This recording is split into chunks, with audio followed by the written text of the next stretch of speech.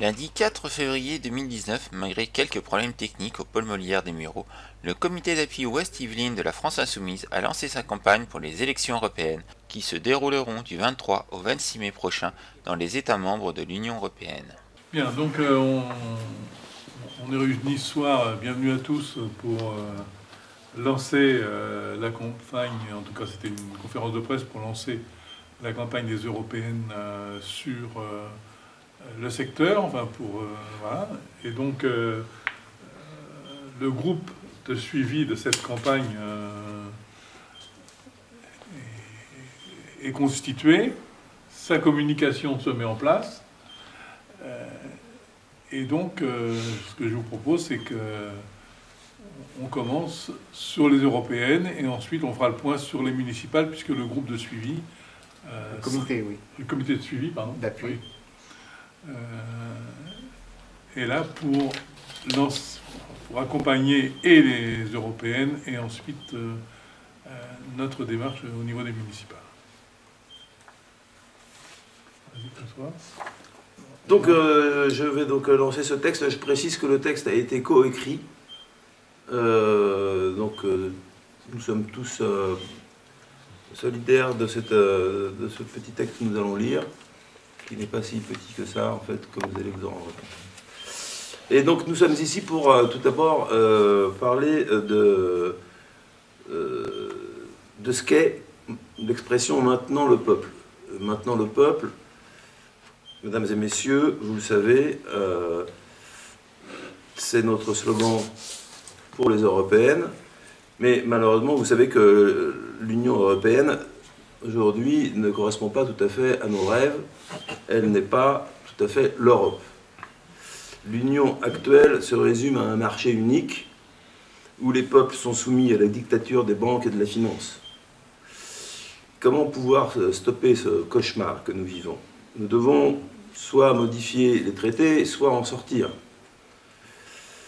Ils alimentent le dumping social et fiscal et nous forcent à mener des politiques d'austérité, à anéantir nos services publics.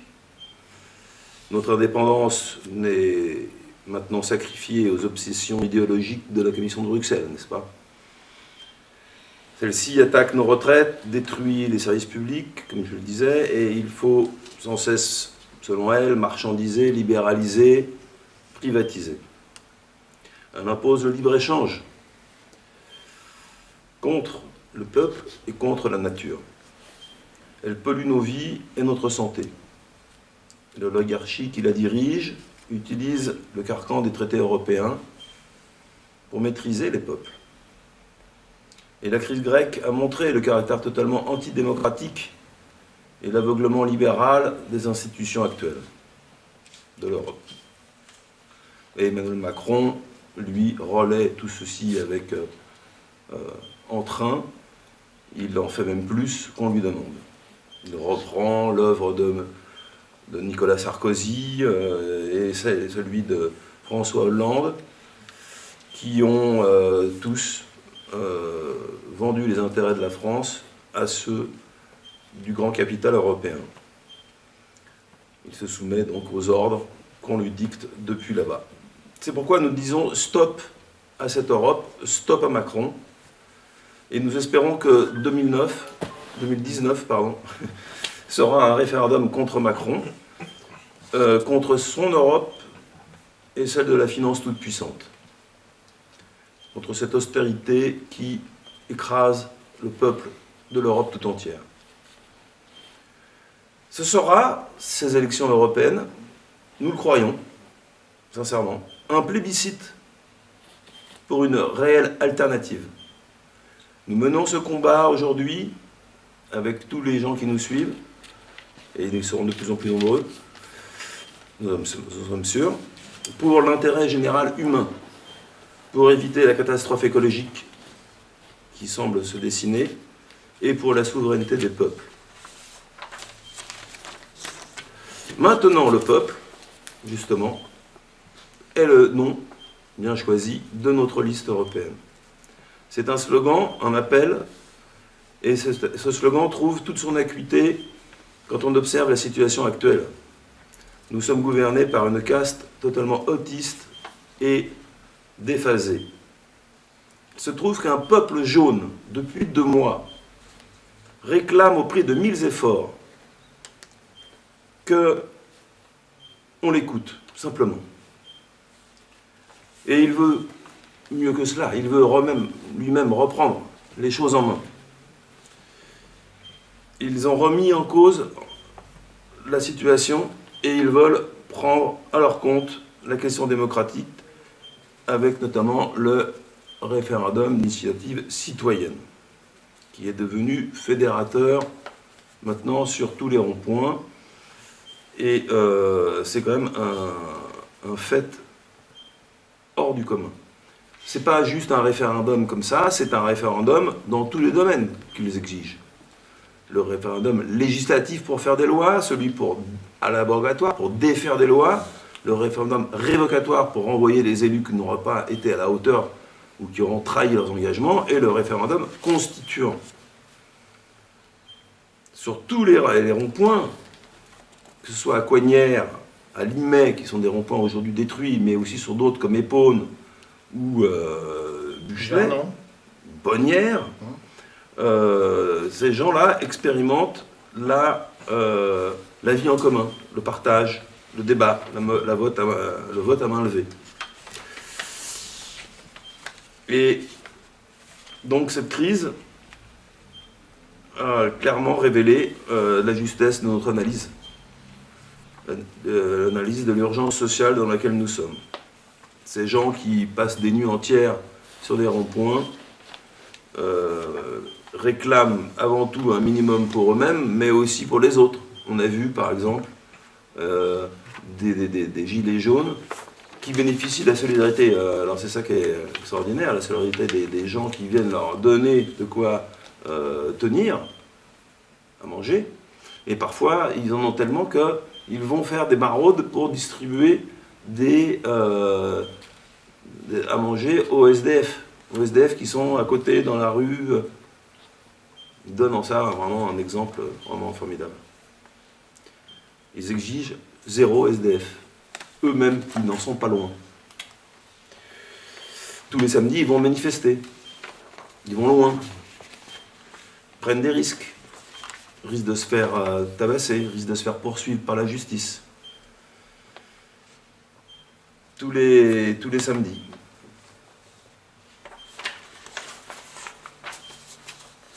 Et qu'est-ce qu'ils demandent? Et nous sommes à côté d'eux. La France Insoumise est avec ce mouvement. Nombreux sont les militants de la France Insoumise qui participent, sans forcément s'en targuer. Contre la misère, contre l'exploitation, contre l'injustice, toutes les injustices, il y en a beaucoup. Contre les privilèges, il y en a beaucoup. Et contre les médias aux ordres, et il y en a beaucoup aussi. À côté, en même temps qu'il se passe tout ça, qu'est-ce qui se passe? Il y en a qui vivent encore dans leur palace, aux frais des contribuables, certains. Il y en a qui vivent, qui placent en bourse les cadeaux fiscaux que Macron leur a faits. Et d'autres qui essayent de détourner le fisc, avec la bénédiction de Bercy la plupart du temps. Et pendant ce temps-là, les glaciers continuent de fondre. Le gouvernement français ne fait rien. Le glyphosate continue d'être utilisé encore moins pour 3 ans.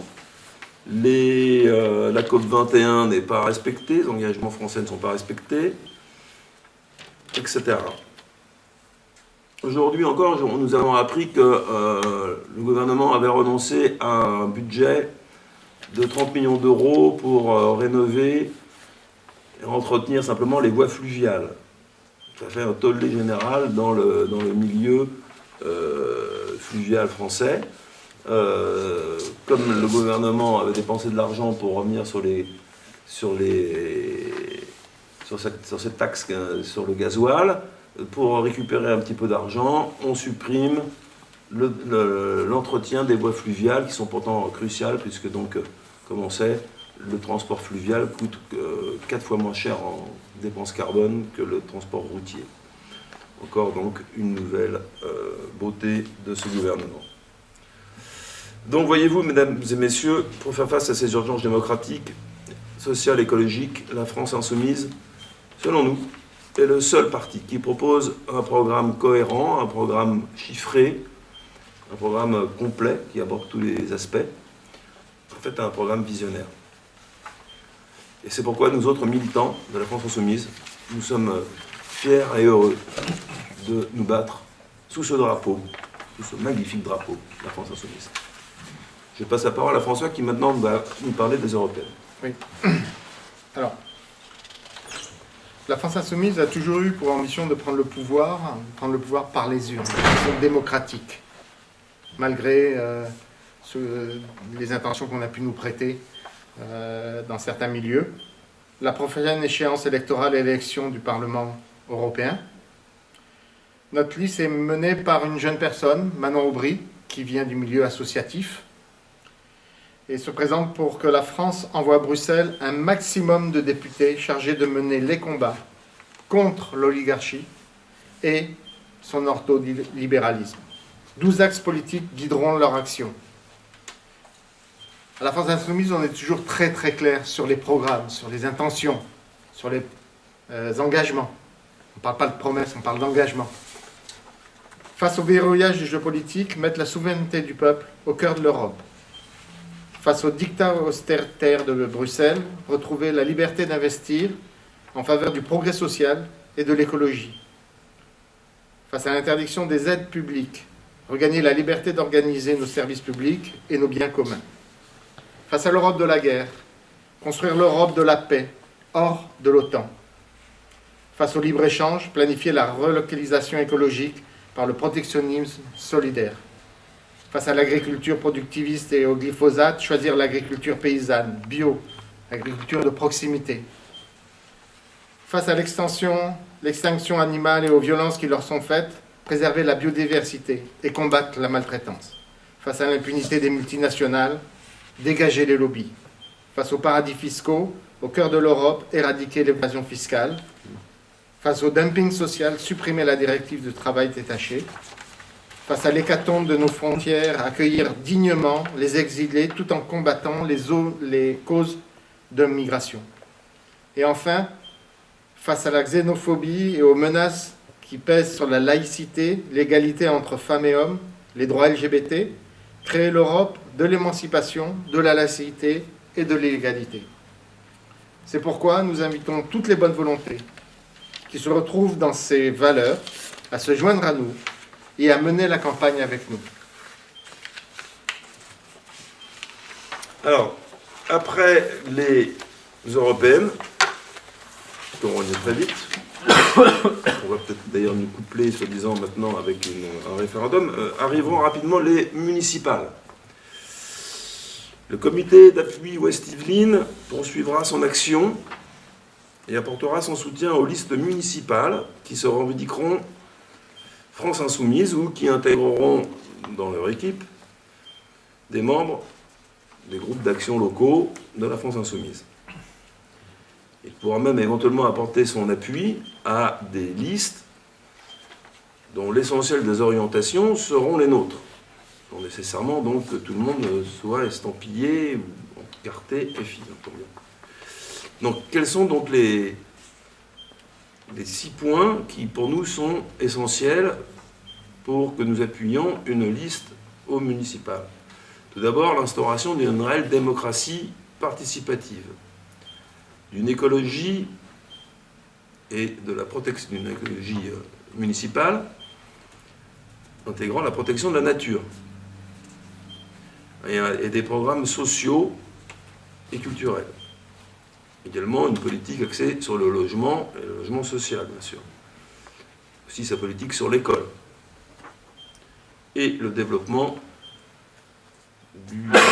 des services publics, ou le maintien au moins des services publics. Nous serons donc attentifs, nous, à la France Insoumise, aux engagements qui seront pris par ces listes.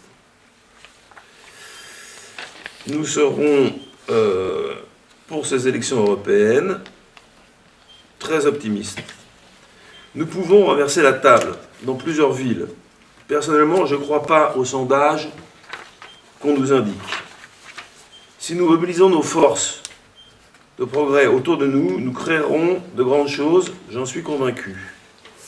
François, maintenant, va vous expliquer comment nous allons nous y prendre pour faire tout ça. Alors, dans le cadre des campagnes pour les élections européennes et les élections municipales, la France Insoumise a structuré ce qu'on appelle un comité d'appui. Les comités d'appui sont des regroupements de groupes, de personnes du groupe d'appui, des groupes d'appui d'un territoire. Pour nous, il va s'agir principalement de la circonscription, la 9e circonscription des Yvelines élargie, à la Vallée de la Maudre, Mantes, la partie Seine. Ces comités d'appui vont permettre d'organiser, de mutualiser les moyens pour appuyer toutes les activités qui vont dans le sens et qui sont publicisées par la France Insoumise. Il n'a pas vocation de se substituer au groupe d'action qui continue d'exister. À ce jour, il réunit des militants des 3 groupes d'action, le groupe d'action de Houdan, le groupe d'action des Mureaux et le groupe d'action Seine-et-Maudre, qui va de Flins à Verdenville, à Bennes, en passant par Meaux. Ce comité d'appui se réunira régulièrement pour mettre en commun les initiatives et impulser des événements de plus grande ampleur que ce qu'on est capable de faire sur un seul groupe d'appui. Mais aussi pour faire le bilan et tirer des conclusions du fonctionnement passé et améliorer notre impact local. Le comité d'appui est ouvert à l'ensemble des citoyens et citoyennes, membres ou non de la France Insoumise, qui partagent nos orientations programmatiques et souhaitent soutenir et participer à notre programme des élections européennes et plus tard au niveau des élections Présidentielles. non. Il y a les régionales, les cantons, les Oui. départementales. Il y en aura d'autres. C'est-à-dire que la structure sera pérenne, en fait. Exactement. Un statut de membre de comité d'appui, d'ailleurs, sera créé au niveau national sur le site, mais il n'est pas obligatoire. Il est simplement, si les gens veulent se référencer comme étant un soutien du comité d'appui. De notre côté, nous allons mettre en œuvre un certain nombre d'outils qui permettra aux gens qui veulent nous aider et qui veulent appuyer notre démarche de se regrouper et d'échanger et de se structurer pour être plus efficace. Le premier outil, ce sera une page Facebook qui existe déjà depuis les législatives, que nous retrouvons au niveau de cette 9e circonscription maintenant élargie. Je vous donnerai un dossier de presse, vous avez l'adresse de la page Facebook où vous pourrez vous abonner. Elle s'appelle simplement la France Insoumise, Ouest Yvelines. Et il y a le lien à l'intérieur de Facebook. Je m'excuse, je ne vois plus grand-chose. Sinon, je peux continuer. Elle va servir de vitrine extérieure au comité. Elle va permettre d'annoncer des actions, des événements ou relayer des activités organisées par le comité d'appui. Comme par exemple l'invitation de candidats Maintenant le Peuple, que l'on devrait avoir, et déjà planifié la venue de 2 holovanes dans la région d'ici la fin de la campagne, ainsi que toute autre activité qui peuvent être des activités hors France Insoumise, mais que nous publicierons en tant que comité. En parallèle, on va créer un groupe de discussion Facebook, où je donne aussi le lien sur le dossier de presse que je distribuerai, qui fonctionne en mode abonnement volontaire ou invité. C'est-à-dire que c'est un groupe dans lequel on vient s'inscrire, on vient discuter, échanger, donner des informations sur les activités associatives, locales, régionales qui se passent autour de nous, qui peuvent rentrer dans le cadre de nos activités et on pourra en faire la publicité par la page Facebook. Le groupe s'appelle Comité d'appui Ouest Yvelines. Exactement. Très simplement. Le but de ce groupe est donc d'ouvrir un espace de discussion, d'organisation, d'échange entre les membres du comité afin de dynamiser, de coordonner les actions promues par le comité d'appui. Et ce, quel qu'en soit le bénéficiaire. Par exemple, une manifestation organisée par une association comme ATTAC peut très bien être publicisée par et discutée dans notre groupe. Le but est de tisser un lien privilégié de partenariat entre la FI et le peuple et la population du territoire et le tissu associatif, bien sûr, local. C'est un appui mutuel, pas un sens unique. Nous ferons la promotion d'activités associatives qui respectent les valeurs de la France Insoumise sans être en étiquette France Insoumise. Le comité représente un fort potentiel d'appui avec un objectif de plus de 200 participants pendant la campagne. On peut d'ores et déjà annoncer qu'il y aura une réunion publique de présentation du projet et du comité le 21 février au Mureau à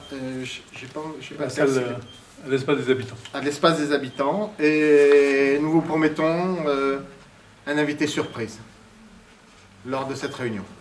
Est-ce que vous avez des questions? Vous avez des questions peut-être? Oui, j'en ai une Oui. par rapport... parce que là, vous avez évoqué la question, et vu que c'est la question du jour sur la question du référendum, le même jour, vous en pensez quoi? S'ils font un référendum sur la situation actuelle, enfin on ne sait même pas ce qu'il y aura dans le référendum Voilà. déjà. Alors ça c'est la première remarque. Voilà. Comment commenter un référendum dont on ne connaît même pas la question? Alors je vais être plus simple sur est-ce que ça ne va pas nuire un peu à l'élection européenne? Moi j'ai tendance spontanément à me dire, dans un sens, ça va peut-être faire venir des gens aux urnes, qui ne seraient pas venus autrement. C'est ce que je veux dire. Il y a un taux de participation de l'ordre de 40% aux européennes. Si Macron rajoute effectivement un référendum, même si c'est un référendum qui porte sur le 80 km/h, pour rigoler, du coup ça va peut-être faire venir plus de gens au vote. Ce qui pour nous ne peut être que bon, je pense. Et je pense qu'en ce sens, M. Macron fait une erreur. C'est ma réaction perso. C'est pas quelque chose. Vous pensez bien, comme l'information tombe aujourd'hui, on ne s'est pas concerté entre nous. Je ne sais pas ce que Jean-Luc Mélenchon en pense, donc je parle en tant que citoyen. Non, mais ce qu'on peut dire d'ores et déjà, c'est que si c'est dans la lignée des sujets abordés dans le grand débat, ils sont complètement hors sujet vis-à-vis de la crise actuelle qu'on est en train de vivre. Donc, qu'est-ce qu'on peut attendre comme question sur un référendum? Je pense que c'est une... Et j'ai écouté plusieurs interventions de nos collègues de la France Insoumise et nos représentants au niveau national. Si c'est pour renvoyer des questions sur une préparation de nouvelles règles, notamment au niveau... Ouais, le nombre de sénateurs, un truc comme ça. Oui, et surtout voilà, au niveau constitutionnel, je pense que c'est une énorme erreur. Pour lui, c'est une énorme erreur. Et surtout, s'il veut synchroniser ça avec l'élection européenne, on parlait de référendum anti-Macron, je pense qu'il va au-devant de grandes Bien sûr, surprises. parce qu'il attire les gens au vote. Qu'est-ce qu'ils vont faire les gens au vote? Ils vont voter contre lui parce qu'il est honni, ce type. Donc, plus il fera venir les gens aux urnes, à mon avis, il se trompe. Voilà, on est à peu près d'accord avec Et, ça. et ce référendum, c'est pas un référendum pour sortir des institutions de la Ve République. Or, nous, la France Insoumise, veut sortir aussi du cadre institutionnel de la Ve République. Ce que nous devrions exiger dès maintenant, la proportionnelle intégrale, puisqu'on a parlé des municipales, pour les municipales, pour les départementales, pour les régionales, pour les législatives. Nous sommes d'accord. Dès maintenant, qu'on exige comme mode de scrutin la proportionnelle intégrale. Mais toi, je te vois bien à la Constituante. Par rapport au référendum, on voit bien la tentative de lancement du débat qui a, en définitive, est conçue comme un outil de communication pour Macron en essayant de mettre en avant ses candidats aux européennes. On voit bien que sur les Mureaux, par exemple, il y a eu une première réunion, le questionnaire ne correspond pas aux préoccupations des gens. On voit bien que il n'y a pas de lien entre ces questions et que dès que je veux dire, le bon sens sur le fait de revenir sur la suppression de l'ISF, de revenir sur le CICE qui coûte 40 milliards pour enrichir ceux qui n'en ont rien à faire, enfin ne savent plus de quoi en faire plutôt, ne savent plus quoi en faire. On voit bien que ça tient pas la route. Là, ils ont été obligés d'accepter de remettre dans les conclusions du débat l'ISF et le CICE, alors que tout le monde sait que Macron ne sait pas du tout son intention. Donc il y a une forme de tromperie et je crains que les gens le perçoivent quand même. Les gilets jaunes, l'action aujourd'hui et les discussions qu'il y a sur les ronds-points, ils montrent bien qu'il y a une maturation, en tout cas politique, il y a une réflexion en cours qui fait que ça risque. Je ne crois pas que ça va mobiliser. Je pense que ça risque de dégoûter encore plus. Ah ouais. Je pense que du coup, les gens vont encore plus fuir les Européennes. Mais peut-être. Ça sert, quoi. C'est difficile. Je crois que tu as soulevé un bon point, parce que j'ai regardé, les Gilets jaunes ont publié 45 revendications, 45 points de revendications. J'ai regardé le questionnaire du grand des blabla qui va nous faire suivre. Il n'y a pas un seul point sur les 45. Quand même, il avait le choix. Il y avait 45 points. Ouais, il aurait pu en prendre il n'y en a deux ou pas trois. un seul. Il n'y en a pas D'accord. un. Ouais. Maintenant, les Gilets jaunes ont créé le vrai débat. Un site qui pose vraiment avec justement l'aide d'associations, qui pose vraiment les 45 revendications. Et je pense que si les gens leur posent une question qui est à côté de ces revendications-là, maintenant ils sont bien au courant et ils vont voir que c'est une entourloupe, encore une fois. Merci. Oui, mais je pense que ça leur donnera envie d'y aller pour justement manifester encore plus leur désaccord, et le référendum anti-Macron n'en sera que plus... je pense que ça va faire monter... Moi, je pense que la participation à ces européennes sera supérieure à la précédente. Du fait, peut-être même de Macron. Non, il le fera pas en même temps. Et peut-être aussi du Il référendum. le fera pas en même temps. Nous verrons bien. Il n'est pas... Dernière petite question vis-à-vis justement, vous en parlez beaucoup des gilets jaunes. Vous n'avez pas entre guillemets de crainte s'il y a des listes gilets jaunes, que ça disperse un peu le vote en votre appui, enfin en votre faveur? Qui parle en Permettre premier? de On va avoir plusieurs réponses peut-être. Premièrement, il faudrait qu'il y ait des listes gilets jaunes, qu'elles soient déposées, qu'elles soient pérennes, Admettons qu'elles qu'il y en soient ait une. constituées, pérennes, déposées, financées. Et je leur souhaite bien du courage s'ils veulent le faire. Ensuite, soyons un peu sérieux. Quand on prend les revendications des Gilets jaunes, puisque on parle de liste Gilets jaunes, pas de liste jaunie, Oui. ok? C'est pas tout à fait la même chose. Une liste jaunie, de toute manière, elle n'a aucune chance d'aller au bout. Les Gilets jaunes la rejettent, de toute façon. S'il y a une liste Gilets jaunes, avec qui pensez-vous? Imaginons qu'ils ont 3, 4, 10, 15 personnes élues. Avec qui vont-ils siéger? Avec Macron? Non. Il y a plus de chances qu'ils siègent avec vous que... Alors, avoir peur de gens qui pensent comme nous, ça serait de la politique politicienne qu'on rejette de toute façon. Donc, ça, voilà. Mais à mon avis, c'est pas comme ça que ça va se passer.